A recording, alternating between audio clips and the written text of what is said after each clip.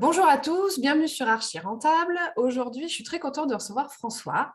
François qui est le créateur et fondateur de Archi Plan Plan, un outil destiné à l'origine aux architectes pour repenser la manière de concevoir les projets.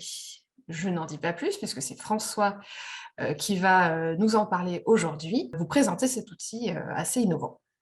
Eh ben, bonjour François. Salut, ça Salut. va? Comment vas-tu? Et ça va très très bien, merci, je suis très content d'être là. Ben, moi de même, merci d'avoir accepté mon invitation. Alors, tout simplement, François, est-ce que dans un premier temps, tu peux te présenter en quelques mots?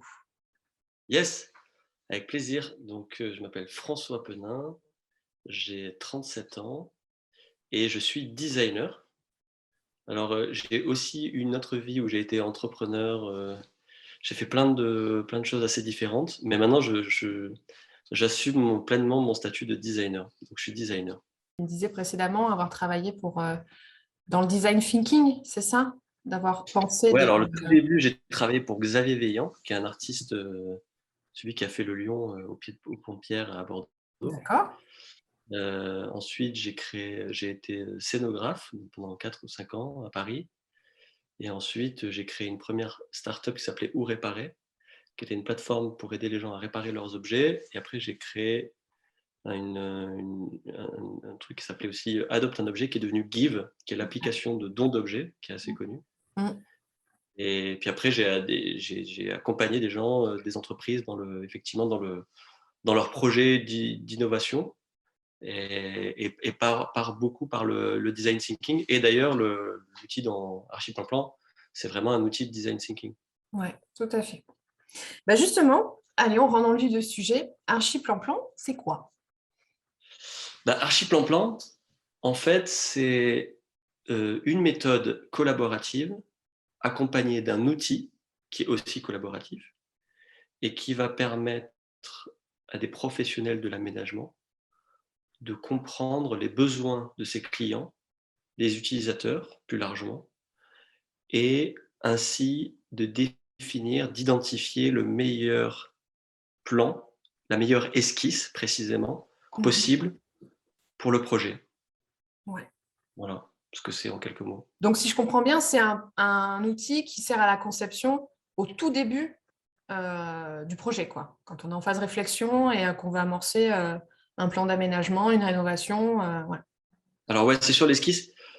Après, en fait, ça, c'était une vraie question au départ. Et on en avait déjà discuté, mais euh, alors je vais peut-être passer vraiment à la genèse un peu Ouais, bien sûr, ouais. de l'archiplan-plan. Mais en gros, moi, ma femme, elle est architecte d'intérieur, s'appelle Céline Hervé. Elle a un studio qui s'appelle Studio Crème à Bordeaux.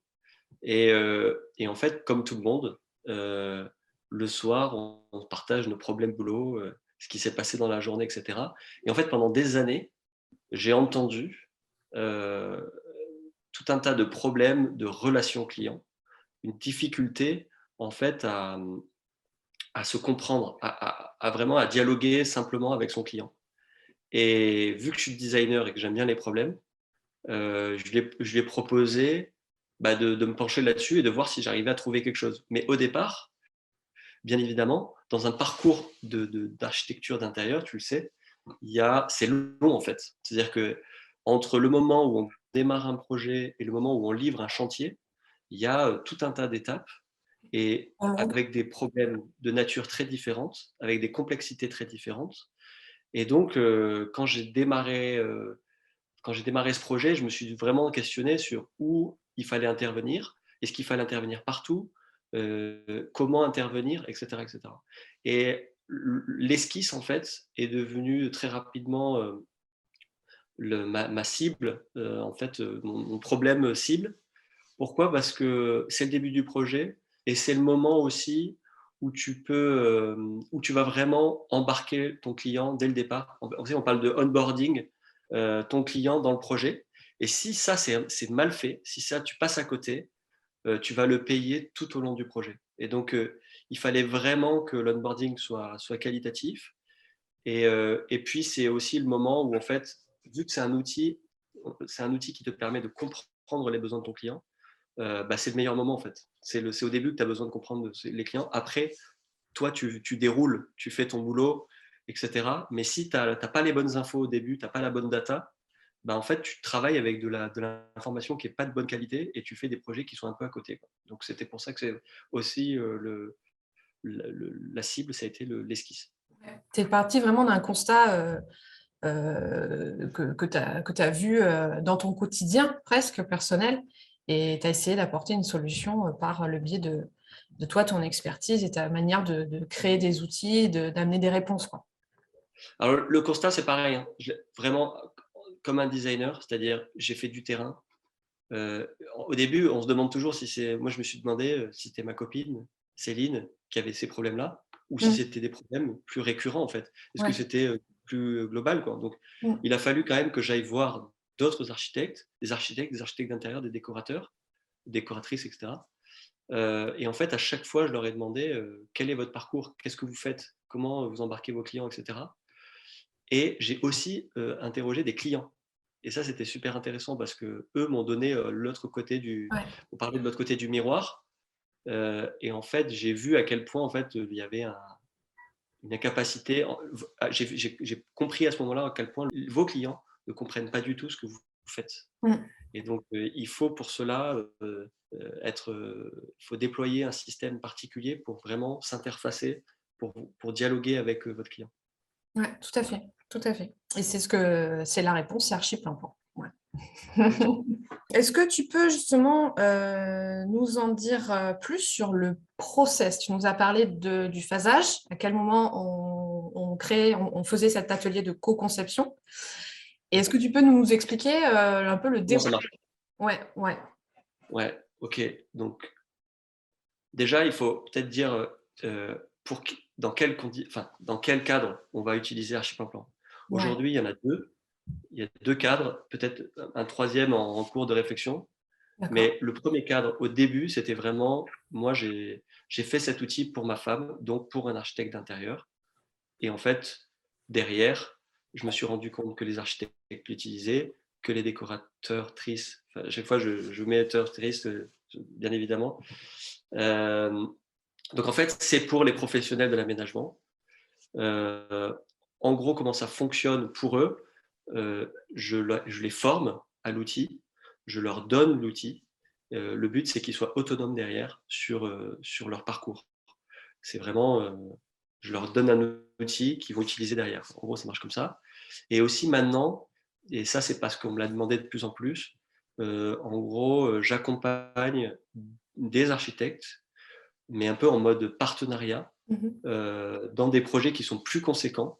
Donc le dernier en date, c'était un projet d'aménagement de bureau qui faisait 700 mètres carrés. Ouais. Et donc dans ce cadre-là, en fait, j'interviens en début de projet avec l'architecte pour animer un atelier. Maintenant, comment ça fonctionne très concrètement? En fait, ça prend la forme d'un atelier. Donc c'est là où en fait dans le parcours, dans votre parcours, vous avez une interview, enfin un premier rendez-vous pour voir si on a envie de travailler ensemble. Ensuite, on a un relevé de chantier, enfin un relevé. Ensuite, vous allez faire en général une prise de programme, donc essayer de comprendre les besoins par le biais d'interviews, etc. Ensuite, il va y avoir des premières esquisses faites, etc., etc. Aller-retour, esquisse à nouveau, aller-retour, tout ça pour aboutir à une esquisse finale. Donc en fait, ce parcours-là, il est assez laborieux, il est long, donc il est chronophage, et surtout, il est énergivore parce qu'en fait, à la fin de ce parcours, tout le monde est fatigué, alors que le projet n'a pratiquement pas commencé en fait. On est vraiment au tout début. Donc Archiplan-Plan, la différence, c'est que c'est un atelier Ouais. qui va durer 3 heures en moyenne. Et ça dure vraiment 3 heures. En tout cas, quand on le maîtrise un petit peu au bout de la 4e fois, ça dure 3 heures vraiment. Confirme. Par exemple, le bureau de 700 mètres carrés, ça a aussi duré 3 heures. Donc, Ok. ça fonctionne Quelle même que pour soit la taille, quelle que soit la taille, on arrive vraiment. à gérer plus ou moins le temps. Ok. Bah, c'était la première fois que je faisais aussi gros, donc je me suis posé la question, mais ça a été confirmé, quoi. Vraiment, on a duré 3 heures. Et donc, c'est un atelier qui va durer 3 heures. Et donc, dans le cadre avec les professionnels, donc avec une personne comme toi, donc une architecte d'intérieur, en gros, c'est un rendez-vous avec ses clients. Donc, on invite ses clients dans son bureau et on organise un atelier de 3 heures dans lequel, en fait, on va ensemble, travailler en manipulant des choses et et au terme de ces 3 heures, on va aboutir à une esquisse qui est vraiment très solide, qui va ne pratiquement plus nécessiter, d'aller-retour, mais plutôt des ajustements, dans le détail. Bien sûr, il va y avoir une mise au propre et cetera, mais on est vraiment à une étape très, finalisée quoi, déjà. Ouais. Tu dis souvent même qu'il faut être à un minimum de 3 pour, avec d'avoir son client et une personne. Alors si c'est un couple, bah, le couple, mais s'il y a qu'un Mmh. seul client, d'avoir une tierce personne, extérieure, un peu plus objective, mais qui connaît en même temps bien le client pour être capable de soulever, d'aller chercher des non-dits, des remarques un peu cachées qui n'ont pas été, verbalisées. Et Mmh. c'est vrai que on avance beaucoup plus vite et on va plus au fond des choses. Ouais, tout à fait. Exactement. En fait, donc pourquoi 2 personnes? Je trouve que c'est bien parce que, bon déjà il peut y avoir des clients, particuliers, il peut y avoir des clients pros. Tu peux avoir, des collaborateurs, enfin, 2 personnes qui veulent monter, un un restaurant, des choses comme ça. Ouais. Après, ce qui est là où c'est intéressant, donc il y a d'avoir bah, je prends des exemples concrets, mais par exemple, une personne qui voulait un célibataire, qui a fait un atelier archi-plan-plan, il était célibataire, il voulait refaire son appartement et en fait, il a invité son meilleur ami qui était son ancien coloc et en fait, pourquoi? Parce que nous, on a besoin de comprendre ses besoins. Donc pour comprendre ses besoins, on a besoin de comprendre comment il vit, quels sont son quotidien, quelles sont quelle est sa manière et en fait, votre client, il ne le sait pas forcément. Donc, on a besoin d'explorer avec lui et si on a en plus une personne qui dit: «Mais non, mais si, tu sais bien, tu fais comme ça», bah, en fait, il fait: «Ah oui, c'est vrai, je m'en» parce que parfois on se ment en soi-même, parce qu'on Mmh. a du mal à voir comment on est vraiment, tu vois? Donc c'est à ça que sert la 2e personne. Puis après, il y a encore des personnes, je dirais on appelle ç enfin, nous on appelle ça des app des tu sais, un appel à un ami, un truc comme ça. Mais en gros, c'est se poser la question, ça c'est une vraie question au tout début du projet on va poser à son client, c'est de dire: «Mais quel serait finalement, est-ce qu'on a besoin d'un regard extérieur, qui a un savoir-faire spécifique et qui pourrait enrichir nos échanges pendant l'atelier?» Par exemple, sur l'aménagement d'un espace de co-living pour les seniors, donc des espaces de vie seniors, ils avaient invité un ergonome senior, donc quelqu'un qui est spécialisé vraiment, ben, dans, qu'est-ce qu'il faut pour le confort de personnes seniors, pour leur sécurité et ça a amené en fait un regard très pointu pendant l'atelier, pour, bah, justement qu'on identifie un maximum de besoins. Ouais, tout à fait. J'allais y venir, puisque sur cette chaîne, on s'adresse essentiellement à des investisseurs, donc pour, de la colocation ou du co-living.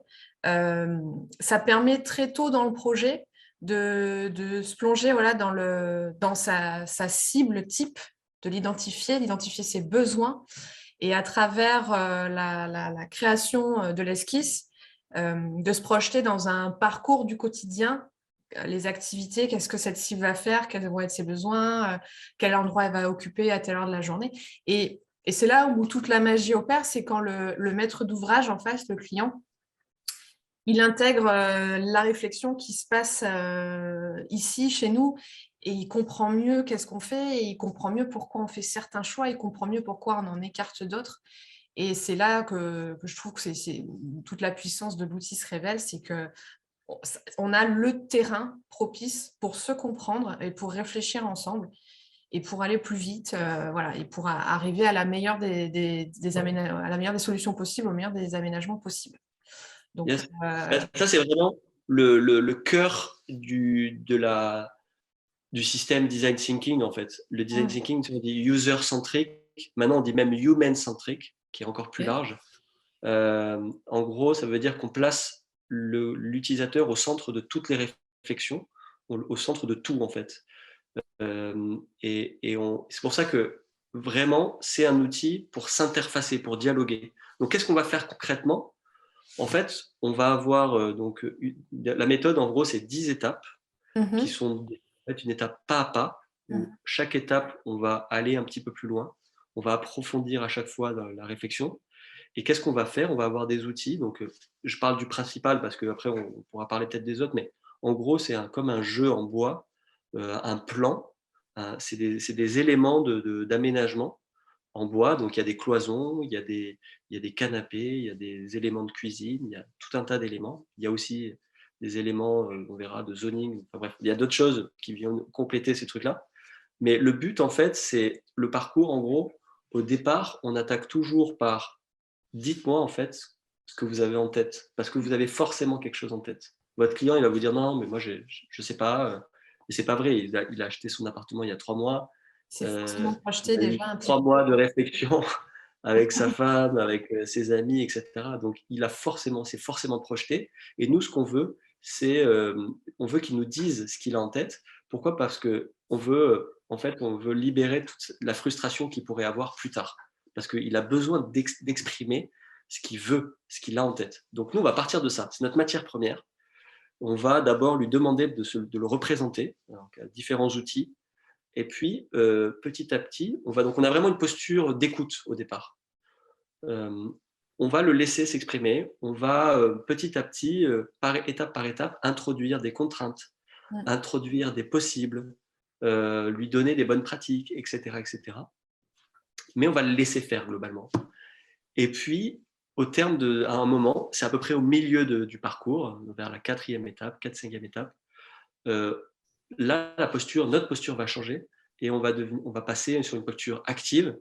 Et donc là, on va vraiment aller explorer, le pousser en fait, un peu dans ses retranchements, pour l'amener à explorer toutes les pistes. Pas seulement la piste qu'il avait imaginée, mais d'autres pistes, et lui faire comprendre petit à petit, encore une fois par des différentes étapes, qu'en fait, il y a des meilleures solutions que peut-être ce qu'il avait imaginé. Il se peut qu'il ait imaginé une très bonne solution, mais il se peut qu'il y en ait des meilleures, et le but, c'est de lui faire comprendre pourquoi elles sont meilleures. Donc, c'est aussi un outil pédagogique, c'est-à-dire que au passage, on lui parle de notre métier, on lui parle de notre réflexion, on lui parle des contraintes, on lui parle du budget, on lui parle de plein de choses. Et vu que c'est pas à pas, il va au fur et à mesure intégrer ces éléments-là. Et donc, c'est beaucoup plus digeste pour lui. C'est-à-dire qu'à la fin, quand il aboutit à une solution qui est solide, à une esquisse, déjà, il a l'impression d'avoir été écouté. Mais surtout, il comprend pourquoi il a abouti à cette étape-là. Parce qu'il a vécu un processus créatif là où trop souvent, et je l'ai observé plein de fois, il se questionne au moment où on lui présente une esquisse, il se questionne, mais finalement, est-ce que c'est la bonne solution? Et quelque part, 3 semaines, 3 jours, 4 jours plus tard, il vous rappelle en vous disant, est-ce qu'on peut tester ça? Est-ce qu'on peut tester ça? Pourquoi? Parce qu'il n'a pas intégré votre réflexion. Il n'a pas vos filtres. Donc, c'est vraiment une manière de parler en fait de votre mode de pensée. Ça ne veut pas dire que vous lui laissez toute la mainmise sur le projet, parce que c'est vous le professionnel, c'est vous qui devez orienter. Mais par contre, on écoute et on essaie de comprendre vraiment qui il est. Juste peut-être sur les professionnels, tu Ouais, sais, tu parlais de toi, des professionnels. Moi, c'est une réflexion que j'ai en ce moment, notamment avec les professionnels de l'immobilier. ok. Parce que aujourd'hui, en fait, il y a plein de personnes qui proposent en fait des appartements. Et quand ils proposent un appartement, ils proposent de personnaliser quelque part l'appartement. Enfin, tu vois, un promote qui va dire, vous avez un plateau, moi je vais faire les travaux dedans. Et quelque part, vous pouvez me dire si vous voulez une chambre, 2 chambres, où est le mur, etc., etc. Mhm. Et en fait, je trouve que c'est un outil qui serait très intéressant à cette étape-là, vraiment le vendre comme un service aussi en tant que professionnel de l'immobilier, Ouais, c'est de vrai. dire, moi, moi, en fait, non seulement je vous vends un appartement, mais je vous le vends avec un, avec un parcours client qui est unique, qui est engageant et qui va vraiment vous permettre d'aller plus loin dans la compréhension de ce que encore une fois, de ce que vous avez envie de faire dans votre projet, quoi. Il y a un frein à l'utilisation de l'outil ou Oui, alors, moi j'ai observé des freins alors pas un frein à l'utilisation, il y a un Ouais. frein avant même d'avoir utilisé l'outil. C'est-à-dire que au départ, quand je rencontre un architecte, que je lui explique ce que j'ai fait, comment je l'ai fait, il y a un frein en fait. Enfin, il peut y avoir des freins. Il y en a qui sont tout de suite super engagés, qui comprennent tout de suite le bénéfice. Et c'était un peu ton cas aussi, parce qu'ils ont une grille de lecture qui est différente, parce que parfois, ils ont exploré aussi des domaines de métiers qui sont différents et donc qui sont plus ouverts, plus voilà. Mais je vais très concrètement, quand j'ai fait l'outil pour Céline, donc qui est ma femme, j'ai fait l'outil, je lui ai présenté. Bah, la première qui m'a dit non, c'est elle. Ah oui. Elle m'a dit, elle m'a dit bah non, en fait, j'ai pas envie d'utiliser parce on travaille pas comme ça, etc. Et donc j'ai dû vraiment travailler avec elle sur son mental, lui dire mais pourquoi en fait? Tu comprends bien que le but de ton métier, c'est de comprendre ton client. Donc tu es obligé de déployer un système qui est très particulier pour le comprendre. Tu peux pas juste lui poser des questions avec un questionnaire. C'est pas suffisant en fait. Ouais. Et en fait, je me suis rendu compte il y en a trois. Alors, je vais essayer, j'ai trois, mais j'espère que je vais me souvenir des trois. Mais il y a trois grands freins. Le premier, c'est la peur de perdre le contrôle, la peur de perdre son rôle. Quel est mon rôle d'architecte d'intérieur? Et finalement, est-ce que si je fais quelque part le plan avec mon client, est-ce que je ne vais pas avoir un plan de moins bonne qualité? Est-ce que je Mhm. ne vais pas me faire embarquer par mon client? Finalement, je ne vais pas du tout faire ce que je voulais faire au départ, etc.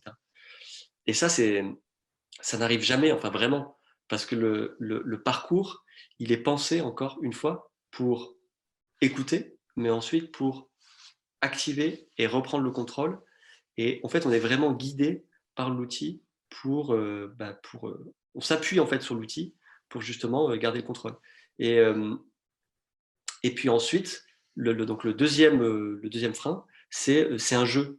Enfin, ça ressemble à un jeu en fait. C'est des pièces de bois, etc. Donc il y en a qui trouvent ça super parce que c'est ludique, on s'amuse, etc. Mais simplement, par exemple, le fait de s'amuser, euh, c'est compliqué parce que c'est pas sérieux s'amuser. C'est les enfants qui s'amusent. Nous, on fait des choses très Ouais. sérieuses. Et donc, il y a une personne qui m'a dit un jour, mais moi, est-ce que vous pouvez me faire un outil moins joli, plus sérieux en fait? Et je lui ai dit, mais le jeu, en fait, parce que effectivement, c'est marrant, les clients aiment beaucoup, c'est un chouette moment pour eux. En fait, jouer, c'est des méthodes qui sont utilisées à Harvard. Donc Harvard, c'est la meilleure université au monde, enfin une des meilleures. Ils utilisent le jeu pour l'apprentissage. Parce qu'en fait, un enfant, pourquoi il joue? Parce qu'il apprend. Et donc, les idées passent beaucoup plus facilement si on s'amuse. Mm. Si votre client il s'ennuie profondément pendant 3 heures, il a peu de chances de retenir quoi que ce soit de l'atelier. Donc le jeu, c'est pas sérieux, mais le jeu, en fait, ça favorise les interactions, ça favorise les apprentissages, la concentration, la créativité, l'autonomie, etc. Et puis ensuite, c'est le contrôle, le perdre en qualité, donc la qualité du projet. Et encore une fois, ben non, parce que c'est vous qui contrôlez, et vous allez au contraire aller beaucoup plus loin dans la compréhension de votre client.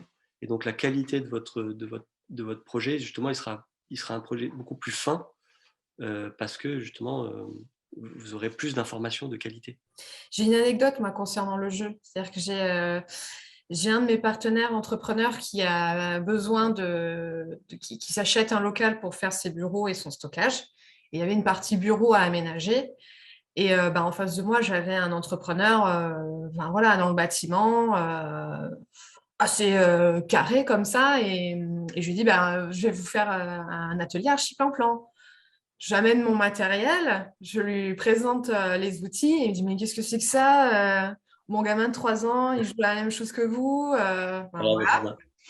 Et puis C'est on pas fait sérieux. l'atelier et au final, à la fin, il m'a dit, en fait, c'est vachement bien votre outil. On a été hyper efficace, vous m'avez pas fait perdre de temps. Le temps, c'est l'argent hein, pour les artisans. Et, Ouais, pour tout le monde. il était conquis, quoi. Il avait Hein. changé son approche de l'outil. Donc, c'était chouette. Mm. Ouais, ouais, bah oui. Bah, là, pour ça, les retours, moi, j'adore ça. Enfin, moi, c'est vraiment la partie qui me fait le plus plaisir. Quand j'entends des architectes qui me rappellent en me disant, franchement, j'ai démarré et ça se passe trop bien, etc.